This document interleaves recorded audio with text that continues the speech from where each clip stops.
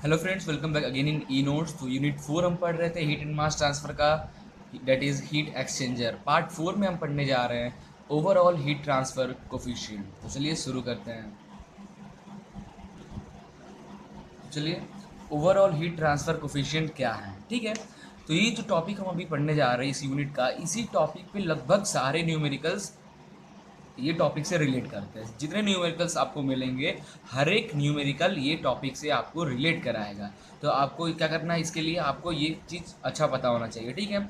सिर्फ आपको इसका फॉर्मूला भी पता है ना, काफ़ी है। बट कभी कभी एग्जाम्स में पूछ देते हैं कि ओवरऑल हीट ट्रांसफर कोफिशिएंट को डिराइव करें, तब आपको ये डेरिवेशन जानना जरूरी है। अदरवाइज इसके न्यूमेरिकल्स बनते हैं सिर्फ, और न्यूमेरिकल्स में आप अपना फॉर्मूला, आपको याद है, फॉर्मूला पुट करो, डायरेक्ट आपकी वैल्यूज़ निकाल लो। तो कुछ फॉर्मूलाज हैं फॉर प्लेन वाल के लिए। ये तो आपका ये कर्व वाल दिख रहा है, ये कर्व वाल दिख रहा है, यहाँ से हीट ट्रांसफर होगा तो ये कर्व के थ्रू हीट ट्रांसफर हो रहा है। बट अगर हमारा किसी रेक्टेंगल बॉक्स है या फिर कोई वाल है, प्लेन वाल है, वहाँ से जब हीट ट्रांसफर होता है तो उसके लिए फॉर्मूला हमारा बनता है 1/u, वेयर कैपिटल यू हमारा क्या है, ओवरऑल हीट ट्रांसफर कोफिशिएंट, ठीक है। कैपिटल यू क्या है, overall heat transfer coefficient, which is equal to 1/hi plus L upon K plus 1/h H naught, ठीक है। एच आई क्या है, एच आई क्या है, heat transfer coefficient for inner surface, heat transfer coefficient of outer surface, और U is the overall heat transfer coefficient, L is the length of wall, K is the thermal conductivity, okay. And 1/u is equal to 1/hi plus 1/h0, ये भी होता है formula. Therefore u is equal to hi plus h0। तो आप main ये दो formula अपने mind में रखें, फॉर प्लेन वाल के लिए हम इसी फार्मूला का यूज़ करके सॉल्व करेंगे। क्या है, 1/u is equal to 1/hi, inner heat transfer coefficient, H naught means outer heat transfer coefficient, L मतलब length of wall, and K is a thermal conductivity, okay. Now for circular, ज़्यादातर इसी का हमारे हमको derivation पूछता है।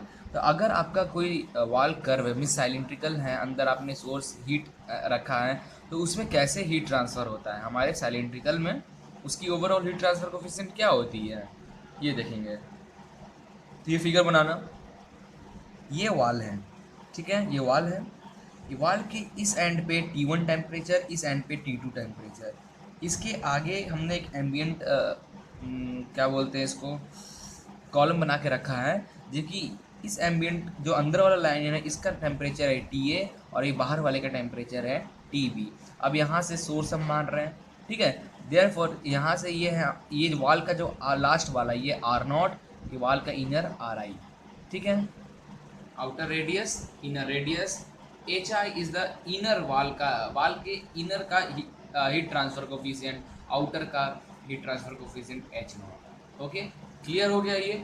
Now देखो, the cross sectional area of the heat flow path is not constant but varies with radius, then it become necessary to specify the area upon which the overall heat transfer coefficient is based।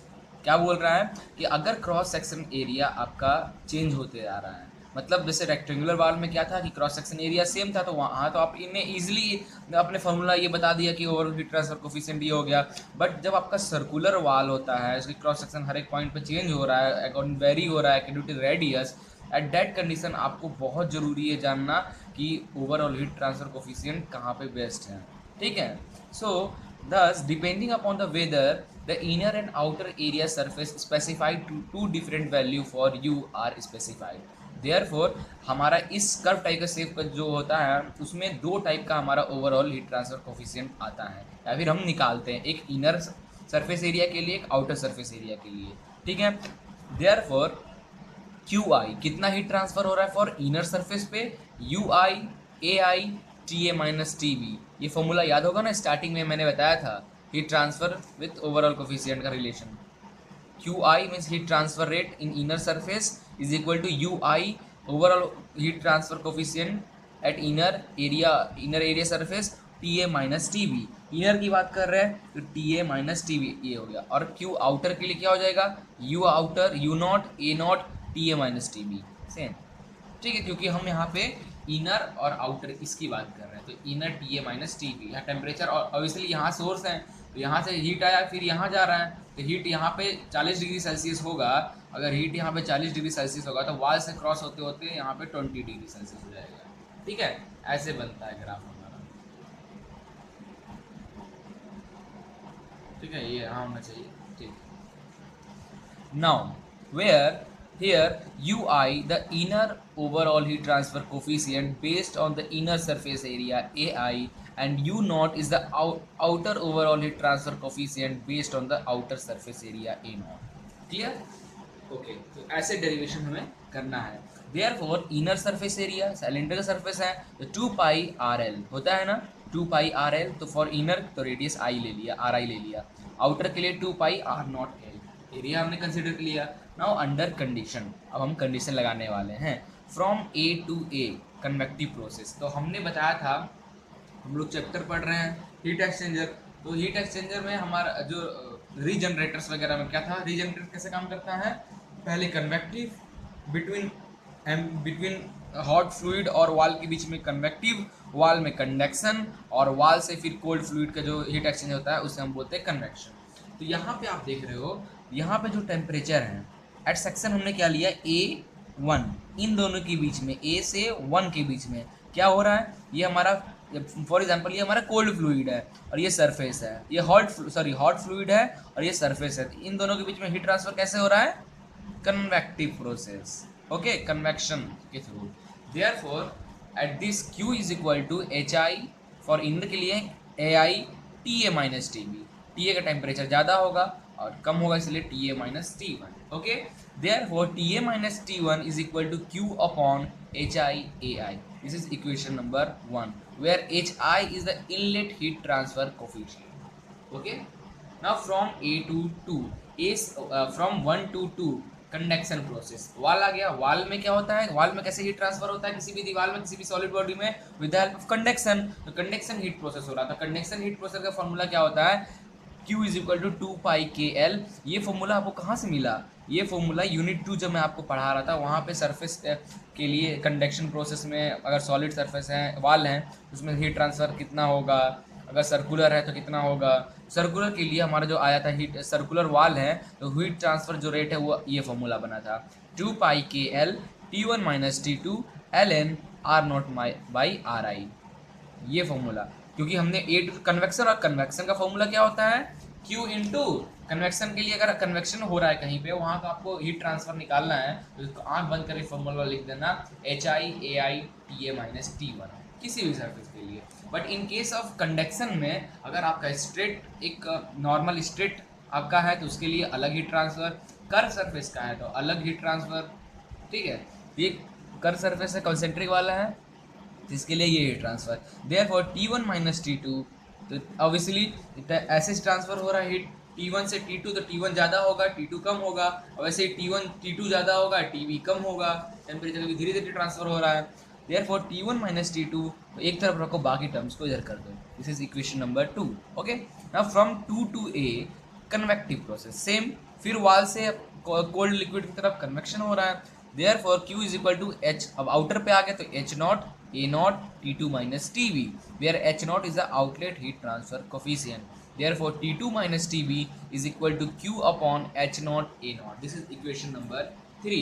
Now adding equation 1, 2 and 3, तीनों equation को आप add करोगे तो आपको मिलेगा TA minus TB, क्योंकि आप जब ऐड करोगे तो T1 से T1, T2 से T2 कैंसिल, बचा क्या, TA और TB बचा। Okay, Therefore TA minus TB पहला का क्या था, Q minus HI AI plus Q upon 2 pi KL ln R not by RI plus Q upon H naught A not, तीनों को हमने ऐड कर दिया।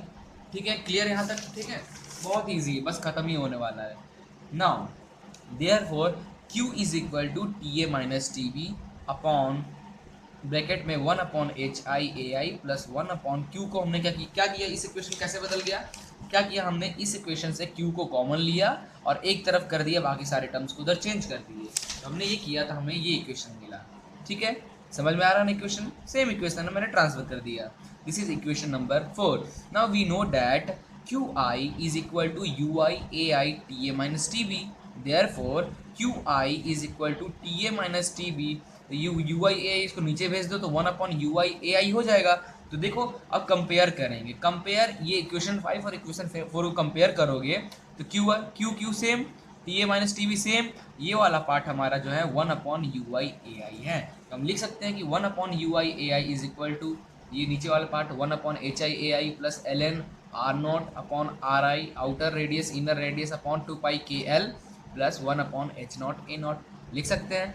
देयरफॉर एरिया क्या था, इंटरनल एरिया 2πRIL, ओके। बाकी यहाँ पे इंटरनल एरिया 2πRIL, बाकी ये तो सेम, और आउटर एरिया 2πR0L, ठीक है। यहाँ पे 2πRI सब में से कट दो, 2πRI सबको मल्टीप्लाई कर दो, तो यहाँ पे 1/UI बच जाएगा, यहाँ पे 1/HI बच जाएगा, प्लस RI/K बचा रह जाएगा विथ ln R0/RI के साथ, प्लस RI के साथ R0 ये है, बाकी टर्म्स कट गया, 1/H0 इनटू में है ये, बाकी सब प्लस में, ये इक्वेशन बना। Therefore UI overall heat transfer coefficient for internal surface के लिए क्या हो जाएगा, 1/HI plus RI/K ln R0/RI plus RI/R0 into 1/H0। Clear, due for internal के लिए। सिमिलरली आउटर के लिए क्या हो जाएगा, आउटर के लिए कुछ नहीं करना है, HI की जगह HO करना है, HO की जगह HI करना है, RI की जगह RO करना है, RO की जगह RI करना है। बस LN के अंदर वाला जो लॉग के जो है इसके अंदर वाला जो टर्म है वो चेंज नहीं होगा, बाकी हर RI की जगह RO कर दो, HI की जगह HO कर दो, ठीक है। तो HI की जगह तो ये हो जाएगा 1/H0 plus R0/K ln R0/RI, ये सेम रहेगा दोनों केस में, R0/RI 1/HI। तो ये हुआ overall heat transfer coefficient for internal and outer. इसी बेस पे, इसी दो फार्मूले के बेस पे हमें न्यूमेरिकल्स मिलता है करने को, ठीक है। अभी इसी में हमारा एक आता है फॉलिंग फैक्टर। फॉलिंग फैक्टर हम नेक्स्ट लेक्चर में डिस्कस करेंगे, इसी टॉपिक से रिलेटेड है, ठीक है। तो अगले लेक्चर में मैं न्यूमेरिकल्स करा दूंगा आपको ये टॉपिक पे, और LMTD जो इससे पहले हमने देखा था वो दोनों लेक्चर्स पे न्यूमेरिकल कर लेंगे ताकि हमारा ये कॉन्सेप्ट क्लियर हो जाए, ओके। तो thank you for watching this video, please like and share it and don't forget to subscribe it.